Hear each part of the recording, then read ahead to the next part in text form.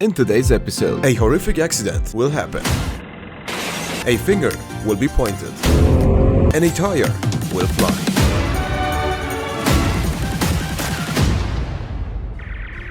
During the Estoril Classics 2023 race, which took place in Portugal, a Ford Capri race car suffered a brake failure while slowing down in the pits. The driver had no choice but to hit a classic BMW 3.0 CSL, which is priced at around $200,000 at least. The impact resulted in the fuel tank leaking, as you can see here. Then, because of the heat of the Ford Capri's engine, the fuel got ignited.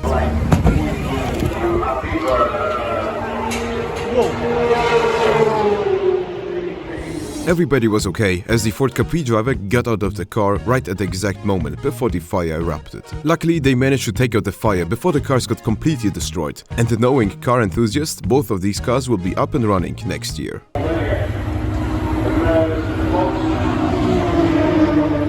Do you know the Newton Cradle? It basically shows how much momentum is transferred through swinging balls. Did you know that it also applies to spec Miata racing? Thomas from behind. Not sure. So it was Carter onto Johnson. Johnson onto the number 2 of Opel. BMWs are famous for sportiness, Mercedes are famous for luxury, and Audi is famous for understeering.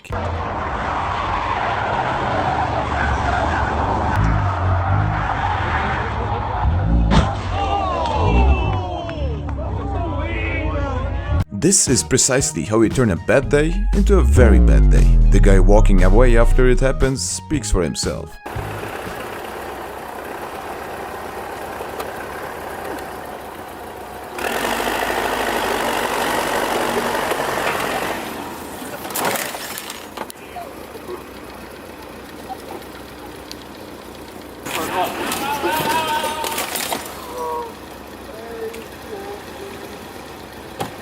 Fat Monkey, or Fat Monkey, I don't know, is a restaurant located on the road near to the tallest mountain in Austria, the Großglockner. A few weeks ago, a Mini owner forgot to put on the handbrake. The result is, well, let's say like this: it will not buff out. Nobody was inside, by the way.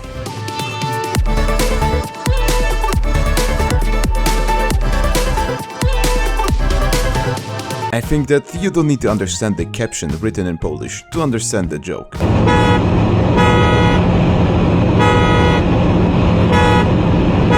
Good news, the successor of the Lexus LFA is on the way. Recently, a Toyota executive said, "Everybody knows we are developing a car and that this car will come to race in Europe in 2026. Here's some spy shots of the car being tested.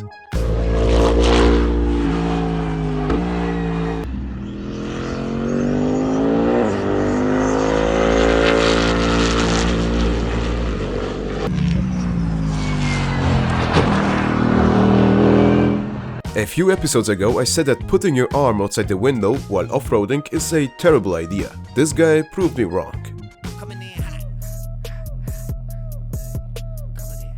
Here's a drag racing car doing the big funny. In other words, quite literally tripping.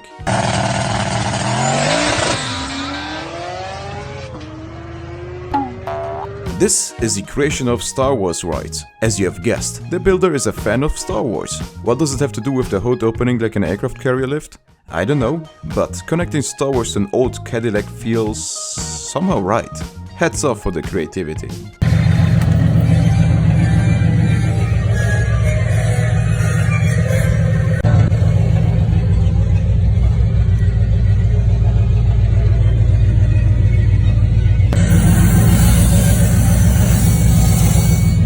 Best sounding diesel V8? Well, the answer is so easy, everyone should know it. It is the MTU 8V199TE20. It's being used in the BWP Borsuk, a Polish amphibious infantry fighting vehicle. Borsuk means badger, by the way. Just listen to this.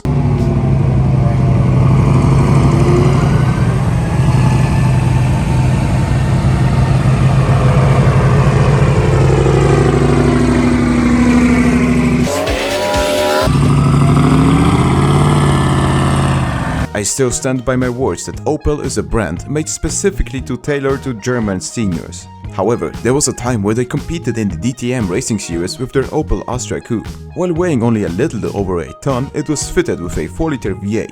There even was a prototype built for the road, and despite a lot of demand from potential buyers, Opel never released a street version. Big sad.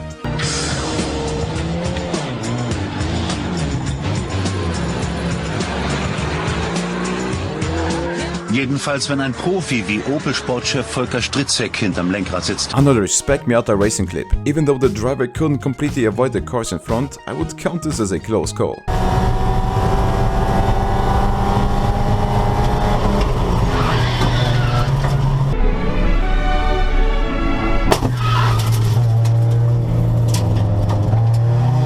This is the result of one or too many beers at the pub.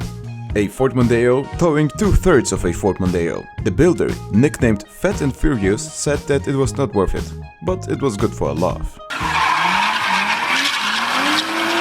Pain. This is the only way to describe this classic Judd CG901 Formula 1 car crashing during the GoodWood Festival of Speed.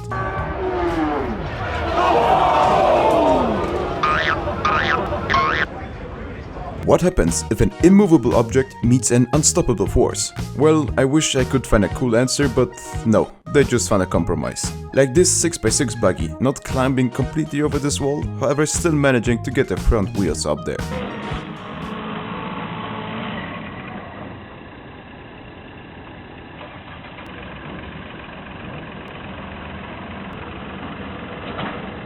There is only this low quality, watermarked, wrong format and copyrighted music clip of this creation, but you need to see it.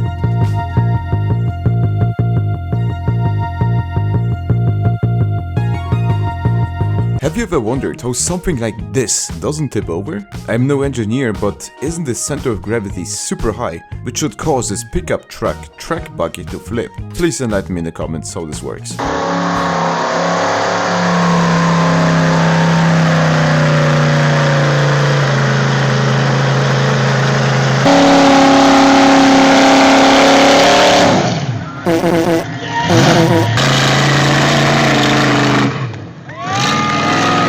Here you can see a relatively new Miata suspension at work. Look at the bushings at the top left. It's cool to see how much it moves. Dedicated track cars use stiffer bushings made of polyurethane that don't flex as much. However, they are squeaky and way too stiff for road cars. I don't really know what the purpose of this truck is, since it looks too small to be used for big trailers and it's too big to be used for small trailers. However, the title of this video said it's a toy hauler. You know you made it in life when you can afford a toy hauler.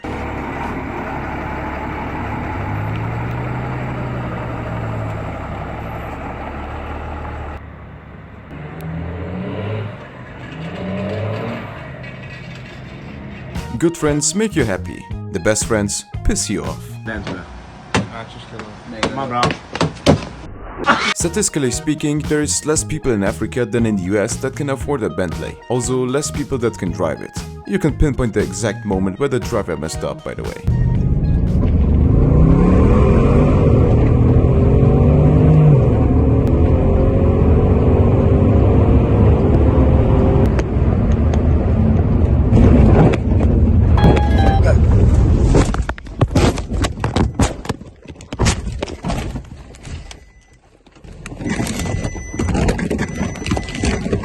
Who am I to say that someone sucks at drifting? But man, that was pathetic.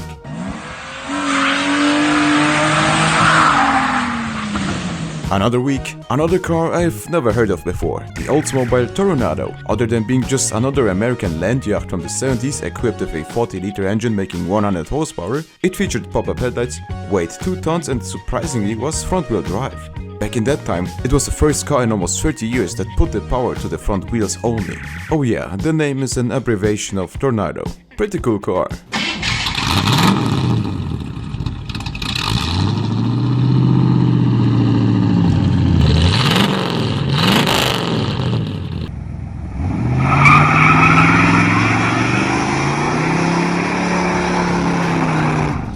That's everything for today. Thank you so much for watching and have a nice day. That doesn't make sense.